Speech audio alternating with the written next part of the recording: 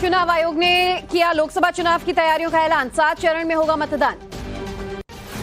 19 अप्रैल से 1 जून तक होगा मतदान। 4 जून को आएंगे लोकसभा चुनाव के नतीजे। दिल्ली की सभी सीटों पर तीसरे चरण में 7 मई को वोटिंग। अमेठी और रायबरेली में 20 मई और वाराणसी में 1 जून को होगा मतदान। 543 सीटों पर लोकसभा में होंगे चुनाव। देश में 97 करोड़ से अधिक voter, 10.5 lakh polling booth, 55 lakh EVM का होगा इस्तेमाल। लोकसभा चुनाव में 4 लाख गाड़ियों का होगा इस्तेमाल। 1.82 करोड़ मतदाता पहली बार डालेंगे वोट, तो 18 साल के करीब 21.5 करोड़ वोटर्स। आंध्र प्रदेश और ओडिशा में 13 मई को होगा विधानसभा चुनाव। 19 अप्रैल को अरुणाचल और सिक्किम में डाले जाएंगे वोट। लोकसभा के साथ ही होंगे विधानसभा के भी उपचुनाव। 26 विधानसभा सीटों पर होगी वोटिंग। उम्मीदवारों को बताने होंगे अपने आपराधिक रिकॉर्ड। 3 बार अखबार में आपराधिक रिकॉर्ड छपवाना होगा। टीवी पर भी देनी होगी जानकारी।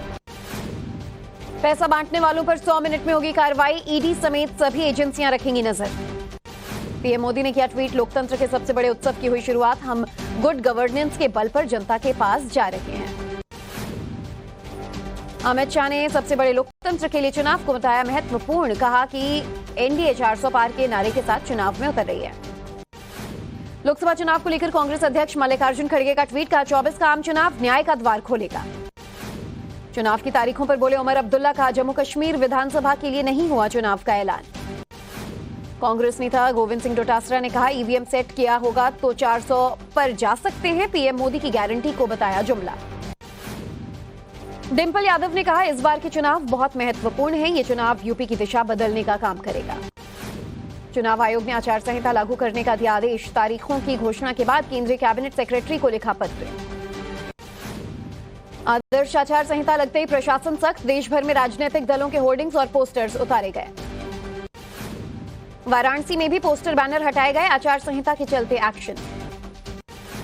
लोकसभा चुनाव की घोषणा के तुरंत बाद सपा ने 6 सीटों पर घोषित किए प्रत्याशी। धर्मेंद्र यादव को आजमगढ़ से दिया टिकट। आंध्र प्रदेश में वाईएसआर कांग्रेस ने भी जारी की उम्मीदवारों की लिस्ट। सभी 25 सीटों पर प्रत्याशियों की घोषणा। ओवैसी ने कहा औरंगाबाद, किशनगंज, हैदराबाद और दूसरी सीटों पर चल रही है चर्चा। जल्द ही पार्टी देगी अंतिम रूप। कर्नाटक के कलबुर्गी में पीएम मोदी की विशाल जनसभा। मंच पर शॉल पहनाकर किया गया प्रधानमंत्री का स्वागत। कांग्रेस पर किया गया जोरदार हमला। प्रधानमंत्री ने कहा लोगों का कांग्रेस को लेकर आक्रोश समझ सकता हूं। परिवारवादियों के लिए करप्शन ही ऑक्सीजन है।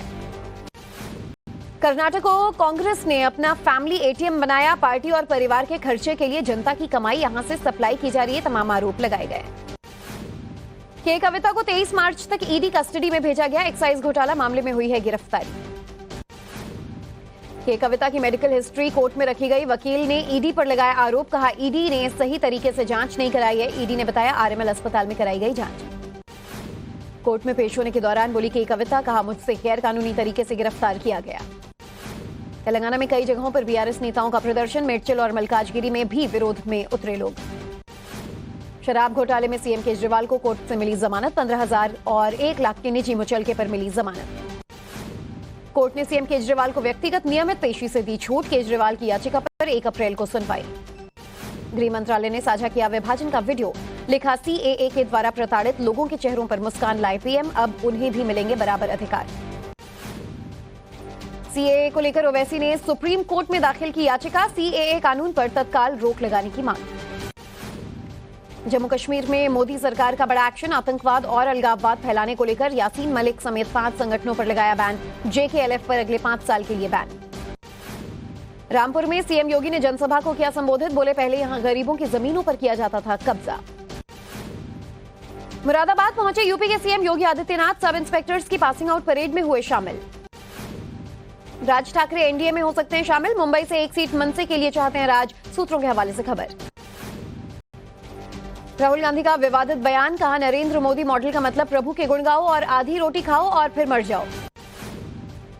कल मुंबई के मणि भवन से राहुल गांधी की न्याय यात्रा। अगस्त क्रांति तक निकालेंगे पैदल मार्च। इलेक्ट्रल बॉन्ड का मामला। सुप्रीम कोर्ट रजिस्ट्री ने सील कवर का डेटा चुनाव आयोग को सौंपा। इलेक्ट्रल बॉन्ड पर राहुल गांधी का बीजेपी पर निशाना। कहा पीएम के भाषण के बाद तैयार हुआ था इलेक्ट्रल बॉन्ड का ढांचा। कंपनी के पीछे एजेंसियों को लगाकर लिया जाता है चंदा। आचार्य प्रमोद कृष्णम ने कांग्रेस पर साधा निशाना, कहा जिन्होंने 70 साल देश को लूटा वो चुनावी बॉन्ड पर सवाल उठा रहे हैं। पीएम की नीयत पर शक करना ठीक नहीं। खड़गे ने जातिगत जनगणना का भी किया वादा, बोले राज्य में सरकार को पहले ही सौंपी जा चुकी है रिपोर्ट। दिग्विजय सिंह का बीजेपी पर निशाना, कहा बीजेपी के पास ईडी, आईटी और सीबीआई का राजनीतिक हथियार, लोगों को डराओ और बीजेपी में शामिल हो जाओ। डूंगरपुर बस्ती खाली कराने के मामले में आजम खान दोषी करार, 18 मार्च को कोर्ट सुनाएगी सजा। सपा प्रत्याशी अफजाल अंसारी चुनाव प्रचार में जुटे, सरकार द्वारा परिवार पर किए गए कथित जुल्म को लेकर बयान कर रहे दर्द। अनिल राजभर का बयान, बोले मुख्तार अंसारी के खिलाफ अदालतों में हो रही मजबूत पैरवी। लॉरेंस बिश्नोई और गोल्डी बरार के 3 मुर्गे गिरफ्तार, पंजाब पुलिस के डीजीपी ने दी जानकारी।